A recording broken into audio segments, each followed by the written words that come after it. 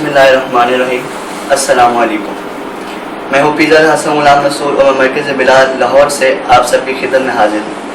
मैं तमाम देखने और सुनने वालों को आज के प्रोग्राम में खुशामदीद कहता हूँ। 17 रमज़ान मुबारक 2 हिजरी 624 ईस्वी को तारीख़ इस्लाम का पहला मार्का लड़ा गया, जो कि कुरैश मक्का और मुसलमानों के मध्य मुकाबिल लड़ा गया।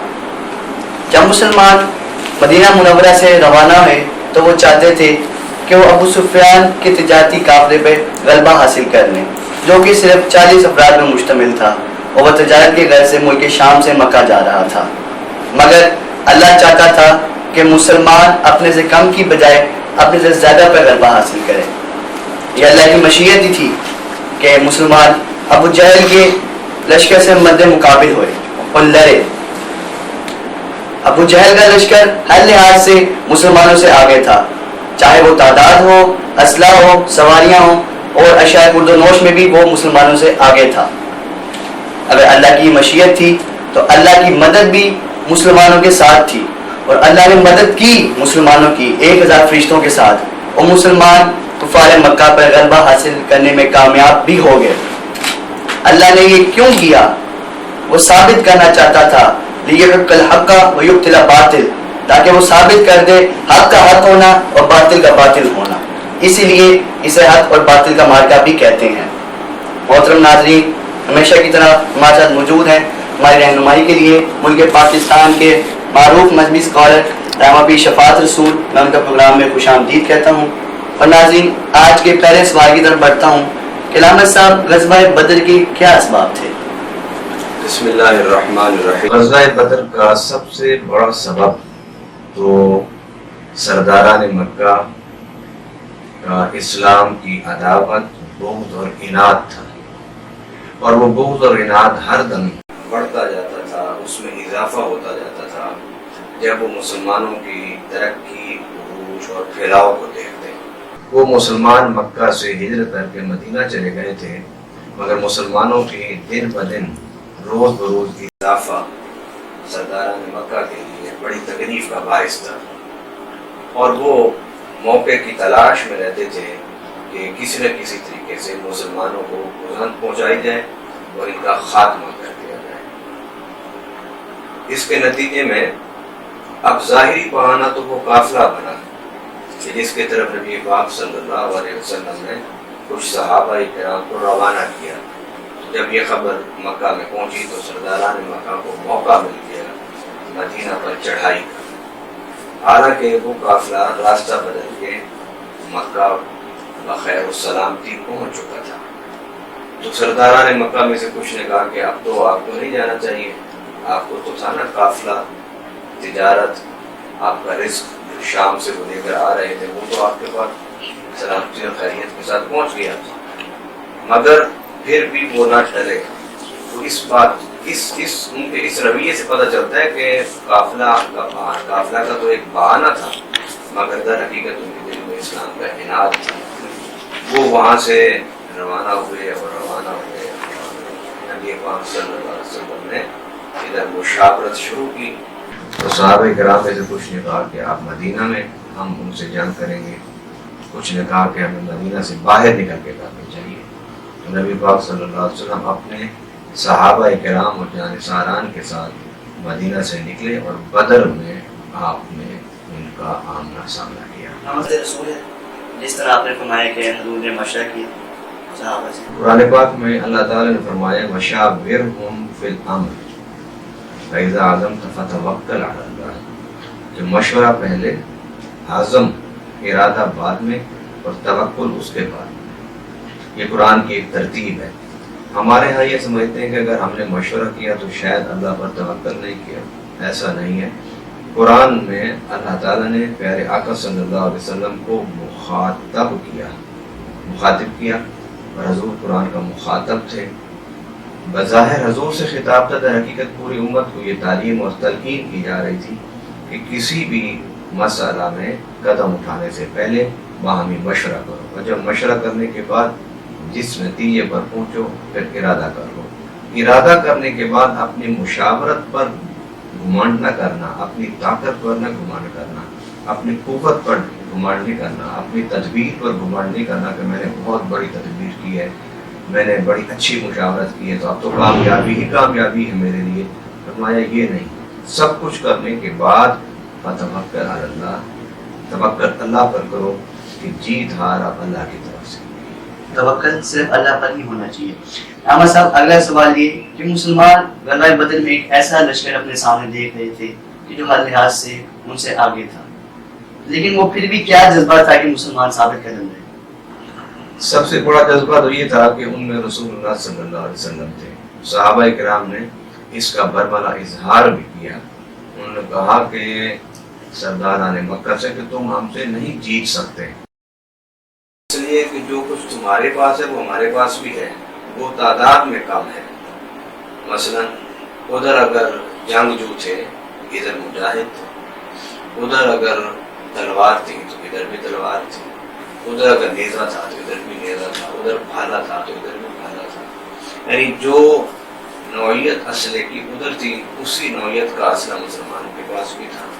वो तादाद में कम थे, असले में कम थे, सवारियों में कम थे, मुंह में रोज़ा था, लेकिन इसके बावजूद वो कहते थे कि हम जीतेंगे। तो सरदारान मक्का ने पूछा तुम किस बुनियाद पर कह रहे हो कि तुम जीतोगे? उन्होंने कहा कि जो हमारे पास चीज है, अजमत है, शान है, कुव्वत है, ताकत है, वो तुम्हारे पास नहीं है। उन्होंने कहा वो क्या? वफीना रसूलुल्लाह सल्लल्लाहु अलैहि वसल्लम, हमें रसूलुल्लाह सल्लल्लाहु अलैहि वसल्लम मौजूद हैं और जहाँ हजूर होते हैं वहाँ अल्लाह की रहमत और नुसरत होती है। तुम हर लिहाज से ज़ाहिरी तौर पर हमसे फौक हो, मगर हम इसलिए तुमसे मुकद्दम हैं और जंग जीत के तुम्हें दिखाएंगे कि हम रहमत लिल आलमीन हो। बहुत खूब अलामा साहब, अगला सवाल ये कि उन सहाबा के एहसास बताएं कि जो अपने मद्द मुकाबिल अपने ही बाप और अपने ही भाइयों को देख रहे थे, यकीनन उनके लिए रिश्तेदारी से बढ़कर अताते रसूल थी। नबी पाक सल्लल्लाहु अलैहि वसल्लम ने एक मौके पर हज़रत उमर रज़ी अल्लाह तआला अन्हु से पूछा कि उमर तुम्हें किस चीज़ से सबसे ज़्यादा मोहब्बत है? तो सैयदना उमर रज़ी अल्लाह तआला अन्हु ने अर्ज़ किया रसूल अल्लाह सल्लल्लाहु अलैहि वसल्लम, अपनी जान के अलावा सब चीज़ों से ज़्यादा मुझे आपसे मोहब्बत है। मेरा आका सल्लल्लाहु अलैहि वसल्लम ने फरमाया, ऐ उमर तेरा ईमान मुकम्मल नहीं है।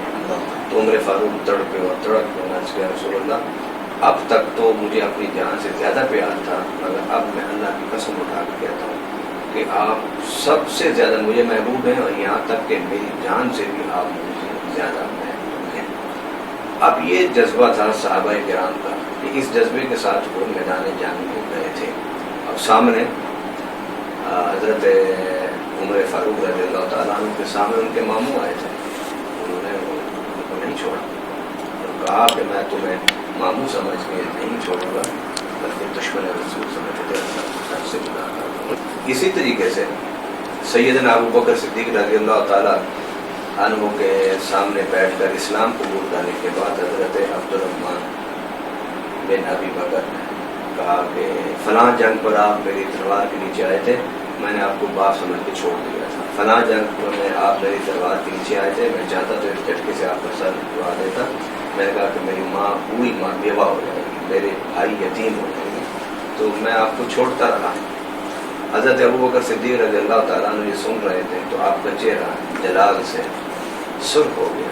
जब वो बात ख़त्म कर चुके तो उन्होंने कहा कि अब्बा जी आप तो बड़े जलाल में हैं।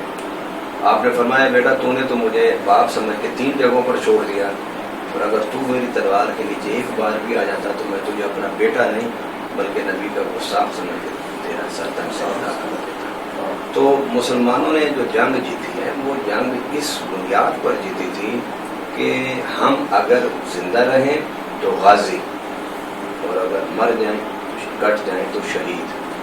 गाजी बहुत बड़ा मनसब है, मकाम अल्लाह की तरफ से, और शहीद उससे बड़ा दर्जा है अल्लाह के नज़दीक। इसलिए कि मेरे आका सल्लल्लाहु अलैहि वसल्लम ने फरमाया कि हर मरने वाला मरने के बाद बरज़ख में रहता है और क़यामत में हिसाब व किताब के बाद जन्नत में जाएगा, मगर शहीद वो मरने वाला है कि इधर वो मरता है इधर उसका कदम जन्नत में होता है।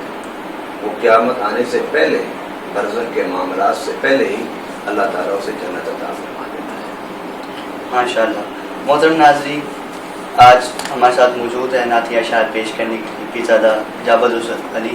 आए उनसे कुछ चंद अशार सुनते हैं। علیک یا رسول اللہ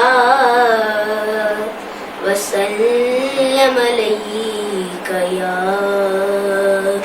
حبیب اللہ.